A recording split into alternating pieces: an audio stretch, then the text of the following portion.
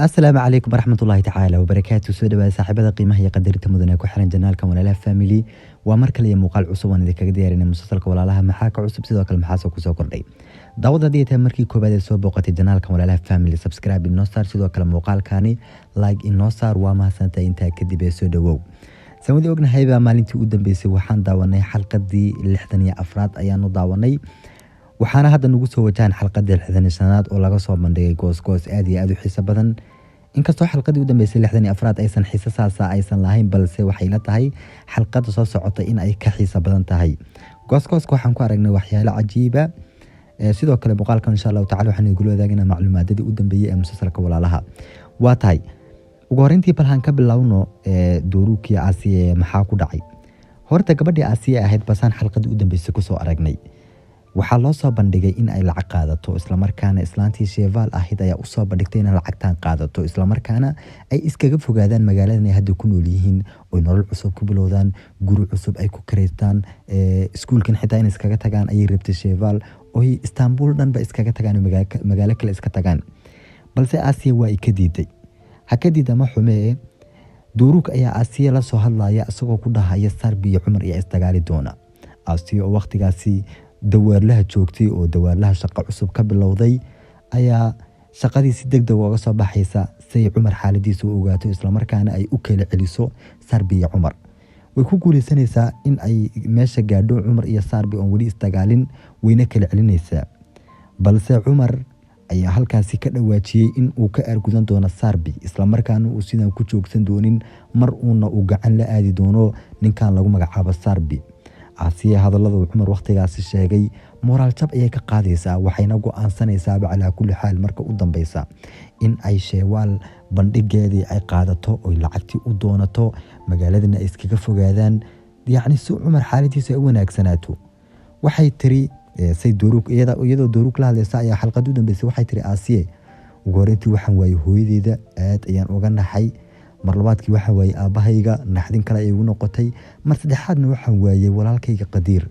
ma doonay mar afraad in aan waayo Cumar, sababtoo Cumar haddaan ugu darsamo ama aan waayo aniga ma sii noolaan karin, noloshana ciriiri ay ugu noqonaysaa. saas ayay Duruk ku tiri. marka Asiye waxay go'aansanaysaa in ay magaaladan dhanba iskaga guuraan. bal sidee ayay macquul ku noqonaysaa inay Asiye Istanbul iskaga tagaan? sidees ayay macquul ku noqonaysaa in laba magaalo la soo duubo? haddaba ugu horeyntii tan suurtagal ma noqonayso, yacni waa shay iska cad. qisada waxay ku saabsan tahay Istanbul, xitaa haddii ay dhahaan waan tagaynaa, yacni iyagoo bas ka sii socda ayaa wuxuu celin doonaa. balse macluumaadka la hubo ayaa waxay tahay in aysan ka tagi doonin Istanbul. asxaabtayda maanta macluumaadadu way badan yihiin, mana soo koobi karee, balhan u yar gudubna dhankaas iyo daawashada. macluumaadada dib aan u yar dhiganay inay iluuna ka cabsanaya daawashada, yacni xiiso badan bay leeyihiin. ugu horeyntii sawirka insha Allah halkan aan idin soo saari doonaa, halkan idinkana ka daawada, anigana waan idin dul mari doonaa. kaalinta koobaad toddobaadkii u dambeeyay ama 17 Oktoobar ilaa Oktoobar 23 musalsalada ugu daawashada badan dhanka Turkiga waxaa kaalinta koobaad ku jira musalsalka lagu magacaabo Yaali Chapkini ama boqorka kalluumaysiga ee musalsalkan Star TV ee laga daawadaa. waana runtii laba toddobaad ayuu kaalinta koowaad ku jira. Star TV aad ugu farxday, sidoo kale taliyaasha taxanahan wada aad ugu farxeen. aniga xitaa taxanahan waan la yaabay macaankiisa iyo qisada uu xambaarsan yahay. bal inta hadii aan kaga nimaano kaalinta koowaad, kaalinta labaad waxaa ku jira Goonul Da'i oo laba toddobaadba kaalinta koowaad aanan arag oo taxanahaas ayaa ka awood batay. asagana runtii waa taxane iska yaab badan oo ratingkiisu kama yani ma hooseeya, waa rating aad iyo aad u sareeya. kaalinta saddexaad waxay imaatay musalsalka walaalaha, waan idin sheegay marar badan, marnaba kaalinta afraad iyo kaalinta shanaad ma sii joogin aan dhahnay. marba maalinba waa qof baa la dhahay. marka maanta kaalinta saddexaad ayaan ku jiraa, maybe beri kaalinta labaad inaan imaano, maalinta kale kaalinta koowaad aan imaano. marka musalsalka walaalaha kaalinta saddexaad ayuu ku jiraa, asagoo ratingkiisu yahay 7.86. korkac yaroo iska normal ah oo iska yar ayuu xoogaa sameeyey oo xalqadii u dambeysay waa uu ka korkac badan yahay. musalsalada aan kor u dhaafnayn waxaa kamid ah Cusmaan iyo musalsalo badan ayaan ka daawasho badannahay waqtigan. kaalinta afraadna waxaa ku jira Cusmaan oo runtii xaaladdu ku xun tahay beryahan oo daawashadii ay eber noqotay, maadaama 6 musalsal habeenka Cusmaan la daawanay, 6 musalsal la daawanayo waxaa adkaanaysa musalsal loo go'o. kaalinta shanaadna waxaa ku jira 3 gabdho ee walaalo. musalsalkan waxaan idin sheegayaa in Fambrot ay bilowday, yani website-kooda ayaan shalay toole ka soo arkay. ayada oo bilowda xalqadii socdaan inay hore u bilaabeen ma sheegi kari balse Soomaali waad heli kartaa waa isaguna waa iska xiisa badan yahay runtii aniga ramadaankii baan daawan jiray season-kii koowaad ayaan daawaday season-ka labaad weli maan daawano waqti badan uma hayin kaalinta waxaa ku jira musalsal ATV leedahay Bamboo Jahane halka kaalintooda ku jiro musalsalka cadaaladda Soomaali waa u jira kaalinta sideedna waxaa ku jira abaabul ama hawga ka sirdoonka halka kaalinta sagaalaad uu alab Arsenal ku jiro asagana Soomaali waa u jira halka musalsalka tobnaadna uu yahay Yasaaka Elma waa ubax jacaylkan filayaadi Soomaali inuu jiray la xitaa kan marka bal inta hadii aan kaga nimaano daawashooyinka musalsalada Turkiga han u soo laabano musalsalkeena walaalaha waa tahay waxyaalaha ugu hadalhaynta badan waqti xaadirkani waxa weeye duruug ma fahansano Aasiya sidii aan gooskoos u dambeysay aan ku soo aragnay Aasiya duruug waxay ku tiri duruug waxa jira waxyaalo aadan ogeyn balse duruug hadal ayuu la soo booday waxa uu ku dhahay Aasiya maxad ka wadaa tigidhada ayaan soo jarnay miyaad ka wadaa camal ayuu dhahay hadaba halka waxaan idinka wadaa macluumaad xasaasiya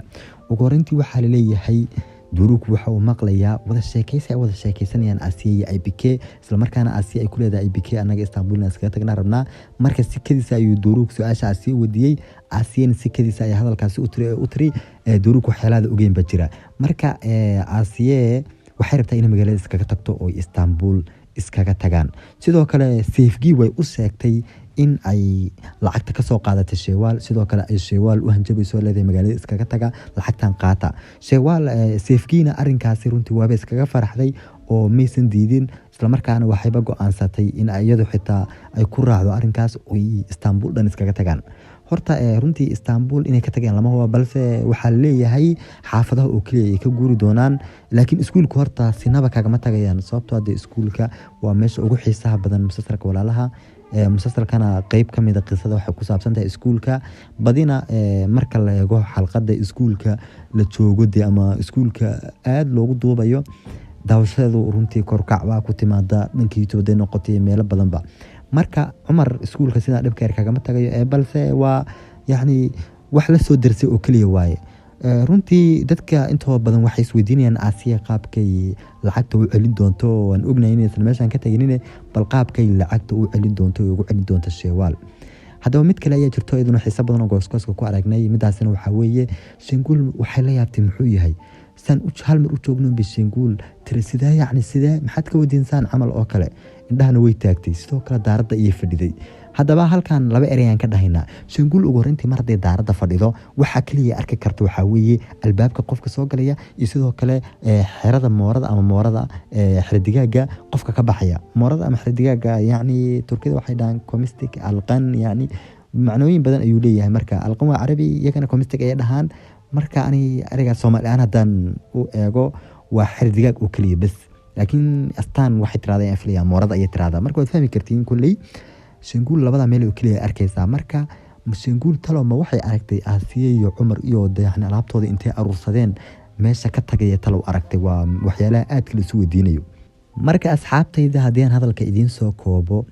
Aasiya xitaa hadii ay magaalada ka tagto xoogaa yar u maqnaanaysa sidaas kuma maqnaan doonto yani muhiimadda muuqaalka soo galay waa sidaas Aasiyana laga yaabo in Istanbul san kaga tagto waa tahay كل مقالكم ونقصي هذا مقال كان ساعد ورثة الله في عن سكالو يفيز في عن سكالو إن شاء الله تعالى حنسكت دونا إصلاح عوضا إن لبض مقال كلا أو مقال كلا أن سوق لي صوت هذا مقال كان وحير ما نقص لكن وأنت تابسنون معلومات الرسمية أمان إذا لو ذاقين ما داموا دي عن لبع السوح لك عن مغنين يوم مقالكم مش قدام بيسنا لسه جاري مركا مقال كان سكت إن أصحاب تقار لو ذاكتيد يصير كلا إن لايك سارتيد وأنا جو صاحب كينا خالدة سيدي عادة إنه أهيد وحنا ذيك كتجيا وقرنتوا حرتين إن عفمت قبتين وحنا ذيك كتجيا والسلام عليكم ورحمة الله تعالى وبركاته.